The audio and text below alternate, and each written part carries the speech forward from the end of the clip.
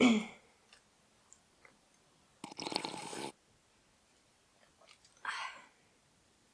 yeah, cat hair in my tea. Nice. Hi, my name is Bente, I'm the Norse witch, and in this video I want to tell you the story about how I dedicated myself to Odin.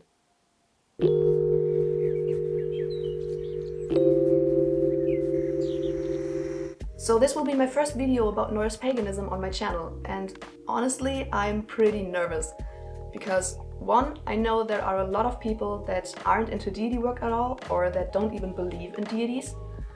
And two, experiences with deities are extremely personal, and I don't want to make anyone feel like that their experiences are not valid. Because as I said, experiences with deities are extremely personal. Just because you may also be working with Odin, and your experiences may be extremely different to my experiences, that doesn't mean that either of our experiences is invalid. So please keep that in mind and stay nice in the comment section.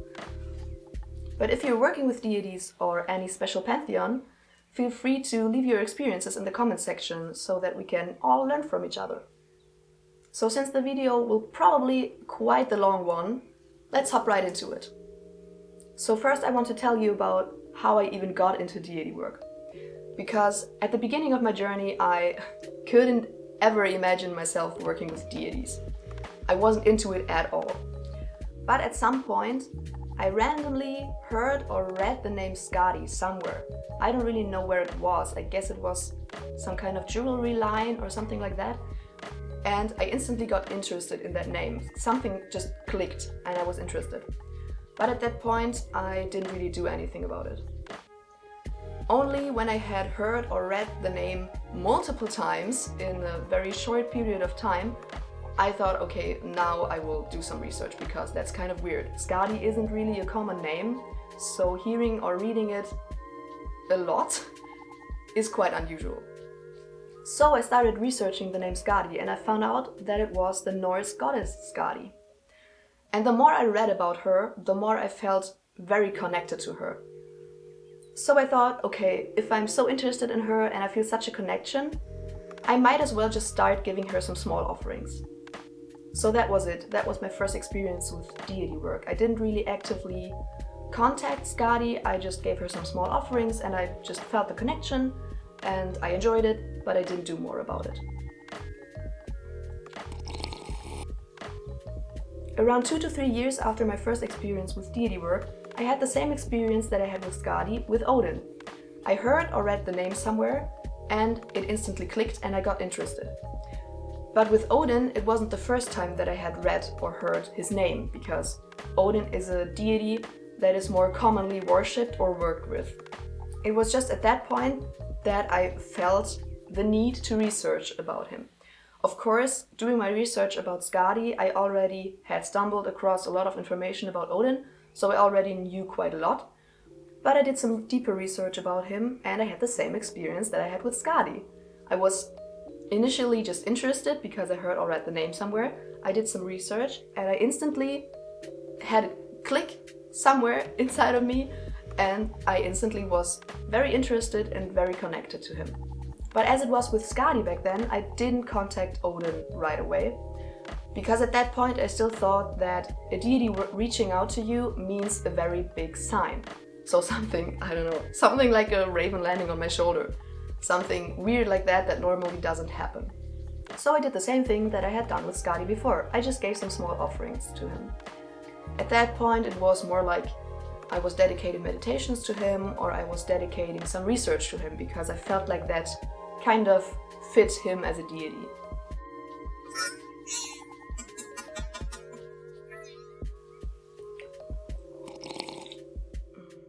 But at some point that just didn't feel like it was enough for me anymore. So I finally decided to actively contact the deity. Because I thought, okay, if he doesn't actively contact me, I will just do it. Unfortunately, I don't really remember the kind of meditation that I did to contact him. Because as I said in a previous video, at that point I didn't really write anything down in my book of shadows, so I don't have any records about it, which I think is very sad. But either way, I contacted Odin in a meditation and I asked him whether he wants to work with me or not.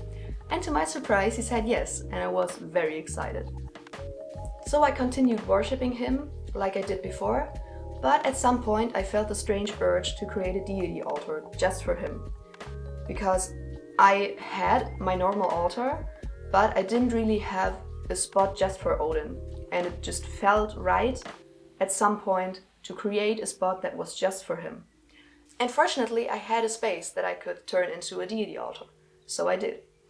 At the start it was very small. It was basically just some candles and some runes, I think, and an altar cloth, but nothing really that fancy. As soon as I had a deity altar for Odin, I also started giving more physical offerings. As I said before, I was just dedicating my meditations or my research to him, but at that point I felt it was right to start giving physical offerings, like alcoholic beverages or food. And also at that point, the connection got even closer. Every time I did a ritual, I called on Odin and I felt him standing behind me with his hand on my shoulder. It was a very, very nice feeling. To me, he always felt like a mixture of a father figure and the wise wanderer, the wise teacher that I was working with. So I never really worked with him in his warrior aspect. And I remember one moment from that time very vividly. It was the day of my boyfriend's and my first anniversary, and we were going to a forest where we had never been before. And as we were walking in the forest, we suddenly heard ravens, which was very special to me because I'm living in a very big city and there are no ravens here. Crows, yes. A lot of pigeons, yes. But no ravens, none. You never see or hear them around here. So when I heard the ravens in the forest, I instantly felt Odin nearby, and that was an awesome feeling. So I decided to do a meditation in the forest. I went up a hill, deeper into the forest, off the tracks, and I found a very nice, very old tree that I sat down next to and I started meditating. And that was an awesome feeling. I remember that was one of the moments I felt the most connected to Odin.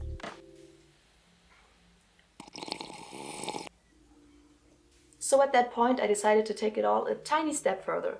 So I contacted Odin in a meditation again, and I asked him whether he wants me to do something for him, if he has some kind of task that he wants me to fulfill. And he had. He wanted me to do some proper research about the runes. At that point I had already dabbled with the runes a little bit. I had practiced some rune divination, at least I had tried it, but I hadn't really reached that point yet where it clicks and all of a sudden you just get it.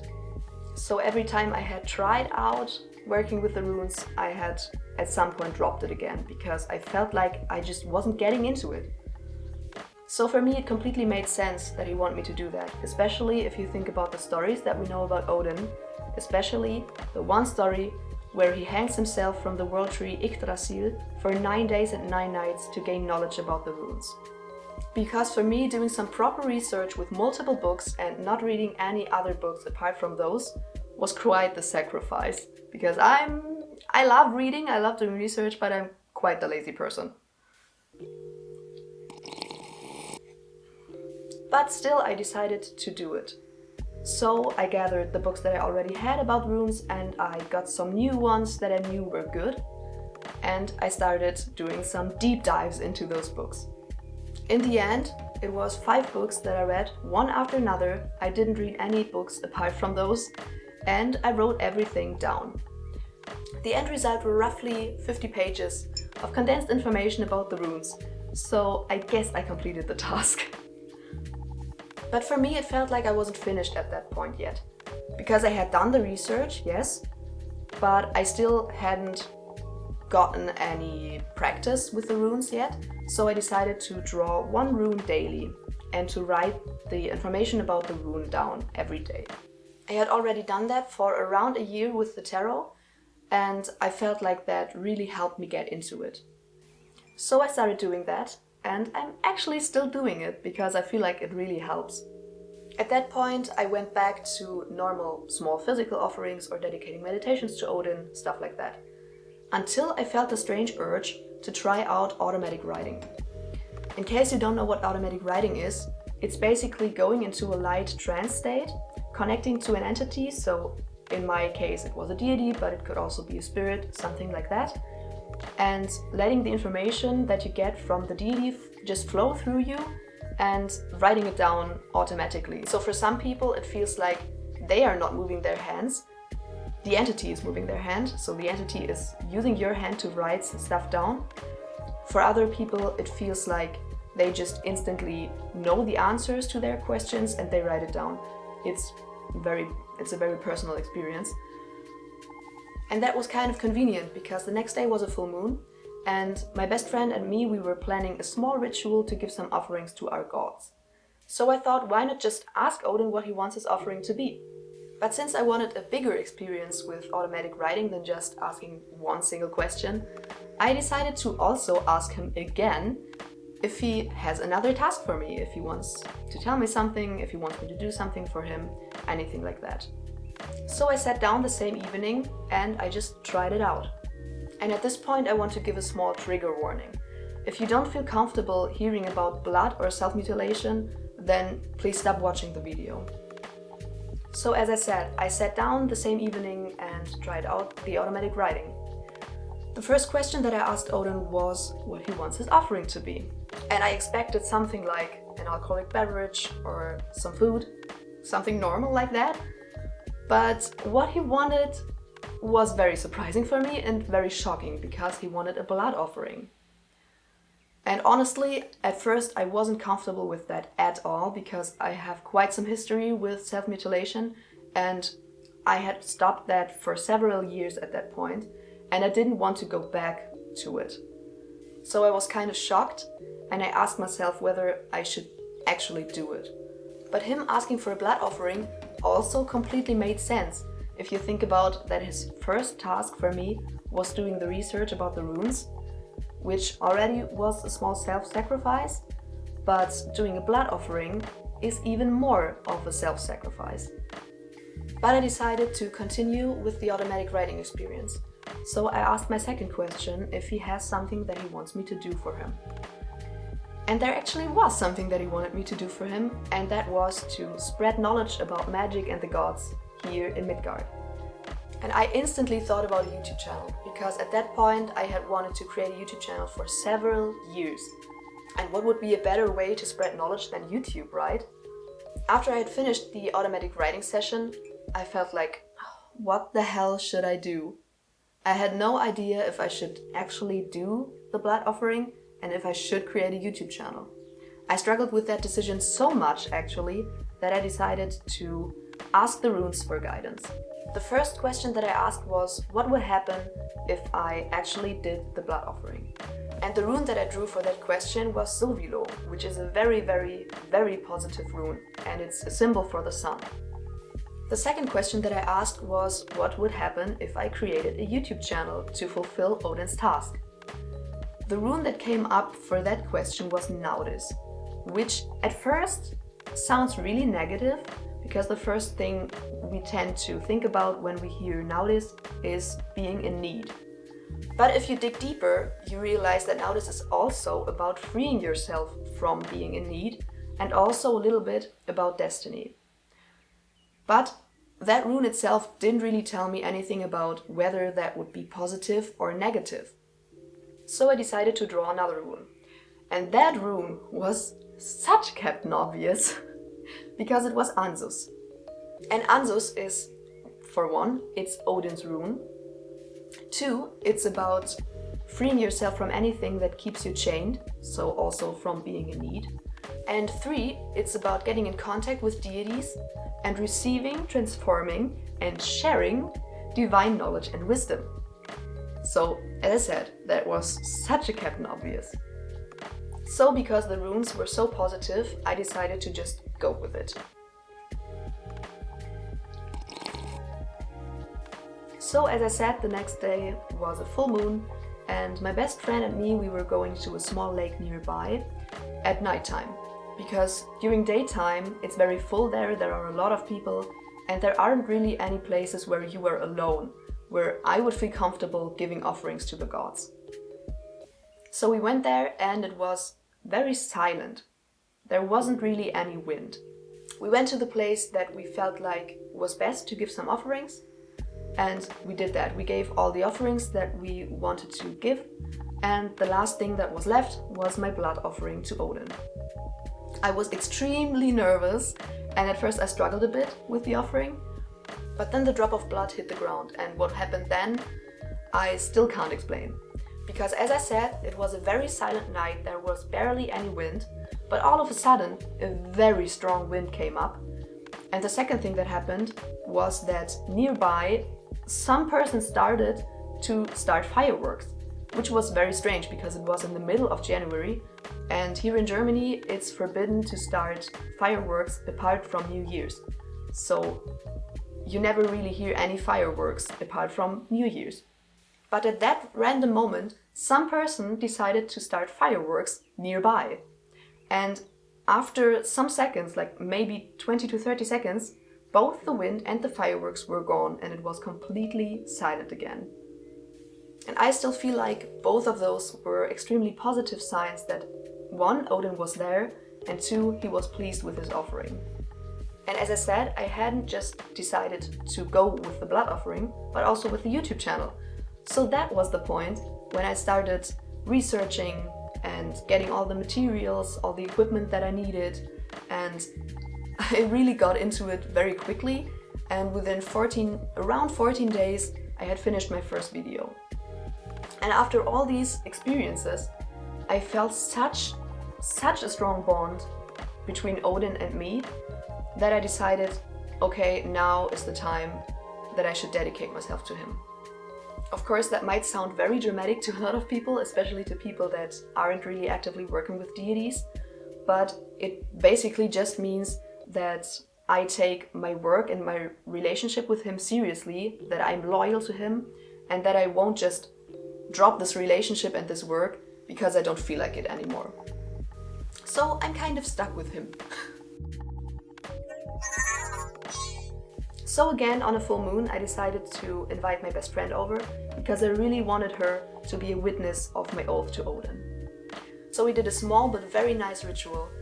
I invited all the gods from the Norse pantheon, I had my best friend there with me, and I swore my oath to Odin. It felt very special and very nice, and I'm still so glad I did it.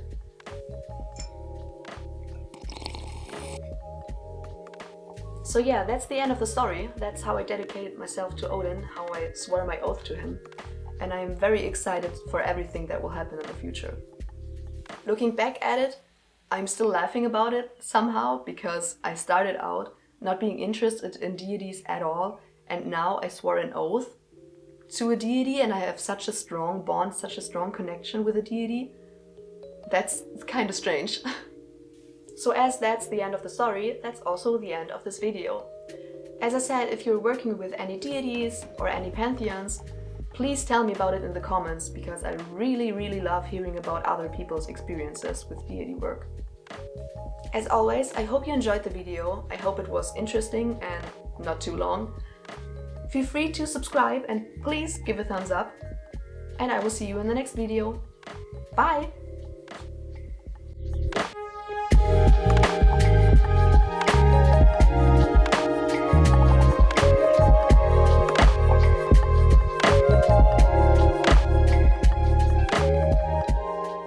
And to my surprise, he said, so for me it made...